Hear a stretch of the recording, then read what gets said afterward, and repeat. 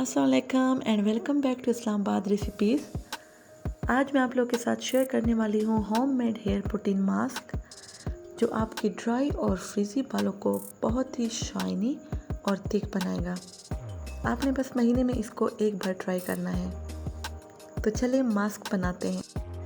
एक बड़ा सा बाउल ले लेना है और इसमें हमने डालने हैं 2 खाने के चम्मच भरे हुए मायोनीज़ के। आप किसी भी कंपनी का मायोनीज़ यूज़ कर सकते हैं। अब हम इसमें डालेंगे 3 खाने के चम्मच दूध के। आप कोशिश कीजिएगा कि फ्रेश मिल्क इस्तेमाल करें। अब हमने इसमें एक अंडे की जर्दी ऐड करनी है। कोई सा भी अंडा आप ले सकते हैं, फार्मी हो या देसी।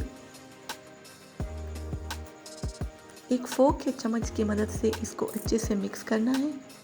बहुत ही आसान सा मास्क है जो आपके ड्राई बालों में जान डालेगा और बहुत ही शाइनी और हेल्दी रखेगा। इसको इतना मिक्स करें कि ये स्मूथ सा पेस्ट बन जाए। ये अच्छे से मिक्स हो चुका है। आप देख सकते हैं कि अब ये एक स्मूथ सा पेस्ट बन चुका है। अब हमने इसमें ऐड करने हैं 2 खाने के चम्मच कोकोनट ऑयल के। इसको भी हम चम्मच या फोक की मदद से मिक्स कर लेंगे।